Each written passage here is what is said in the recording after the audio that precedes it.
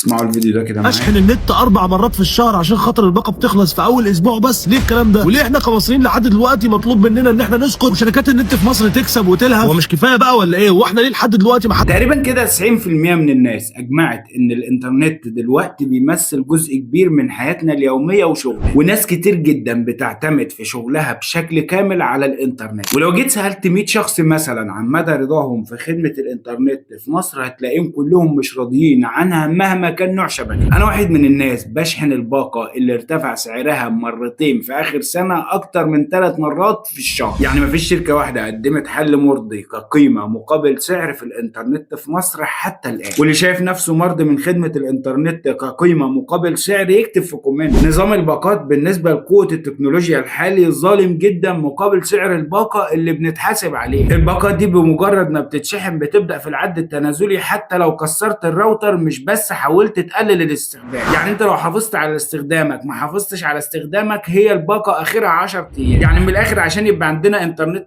قيمه مقابل سعر والخدمه مرضيه للجميع وعادله، فلا بد من تفعيل الانترنت الغير محدود في مصر. ومش هيسمعوا صوتنا ولا هيشوفونا غير لما نبقى كلنا ايد واحده، والناس اللي هتقدر توصل صوتنا كلهم يتكلموا عشان يبقى الموضوع ترند بجد، مش واحد واتنين اتكلموا والموضوع انتهى. عشان صوتك يكون معانا من فضلك اعمل فولو ولايك وشير وكومنتات كتير بمواقف حصلت معاك مع الانترنت في مصر على الفيديو ده عشان يوصل لكل الناس. وفي الاخر ما تنساش تصلي على